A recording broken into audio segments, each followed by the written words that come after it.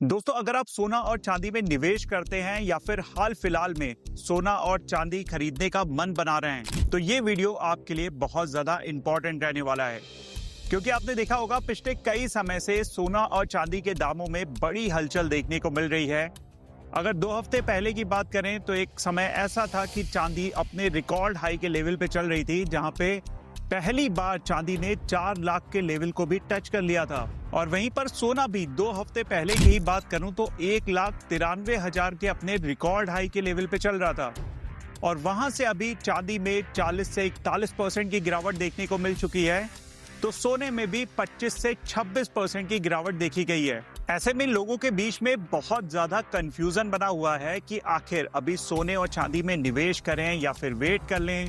अगर सोना और चांदी खरीदना चाहते हैं तो क्या इंतजार कर लेना चाहिए, क्योंकि आप जानते हैं भारत में अब शादियों का सीजन भी शुरू हो चुका है। तो ऐसे में हर कोई सोना और चांदी खरीदना भी चाहता है, लेकिन इस तरीके की वॉलेटिलिटी से लोगों के बीच में बहुत ज्यादा कंफ्यूजन बना हुआ है। इन्हीं सारे कंफ्यूजन को दूर करने के लिए मैं आपके लिए ये वीडियो लेके आया हूँ। यही कहूंगा, वीडियो अगर आपको पसंद आए तो वीडियो को लाइक कर दीजिएगा, चैनल को सब्सक्राइब करिएगा अगर आप पहली बार इस चैनल को देख रहे हो। अभी अगर कल शनिवार की ही बात करूं तो सोना और चांदी दोनों में बड़ी हलचल देखने को मिली थी।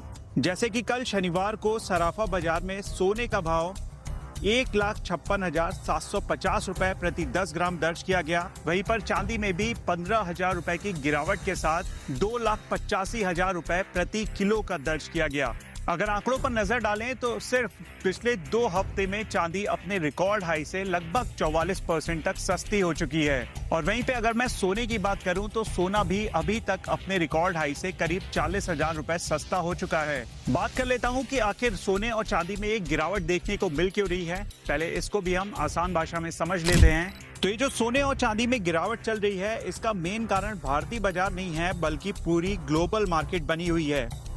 जैसा कि गुरुवार को इंटरनेशनल मार्केट में चांदी करीब 9% तक टूट गई थी और शुक्रवार को कॉमेक्स पर गोल्ड और सिल्वर दोनों ही दबाव में नजर आए थे। ऐसे में जब भी कभी ग्लोबल मार्केट में कमजोरी या दबाव देखने को मिलता है तो इसका सीधा असर आपने देखा होगा MCX पर भी पड़ता है। तो एक साइड जब सोने और चांदी में इतनी ज्यादा वॉलेटिलिटी चल रही है, तभी मशहूर निवेशक रॉबर्ट कियोसाकी का एक बयान निवेशकों के बीच बड़ा चर्चा का विषय बन गया है। कियोसाकी ने बिल्कुल साफ कह दिया है कि वो अभी निवेश नहीं कर रहे हैं और सोने और चांदी में नया बॉटम बनने का इंतजार कर रहे हैं। कियोसाकी का मानना है कि मुनाफा बेचते वक्त नहीं बल्कि खरीदते वक्त बनता है।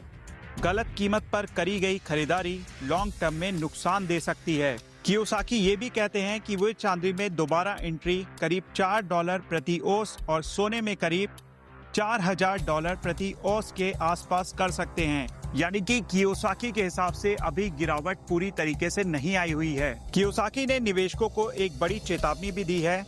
उनका कहना है कि सुअर मोटे होते हैं, लेकिन जब बहुत मोटे हो जाते हैं तो उन्हें काट दिया जाता है। इसका मतलब साफ है कि जरूरत से ज्यादा लालच और बिना जोखिम समझे निवेश भारी नुकसान की वजह बन सकता है। तो रॉबर्ट कियोसाकी के मुताबिक अगर आप लॉन्ग टर्म निवेशक हैं और धीरे धीरे निवेश करते हैं तो ये गिरावट आपके लिए मौका हो सकती है।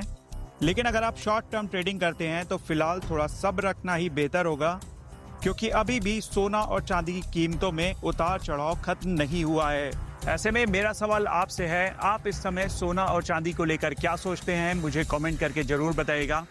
क्या आपको लगता है कि सोना और चांदी का जो बॉटम बनना था वो बन चुका है, या फिर आने वाले समय में सोना हमें 1 लाख के नीचे आता हुआ दिखेगा और फिर चांदी अपने वही 75 से 76,000 रुपए के लेवल पर वापस लौटेगी? इस वीडियो में दोस्तों इतना ही रखता हूँ, फिर मिलता हूँ अगले वीडियो में। This is me Shalabh Dikshit signing of.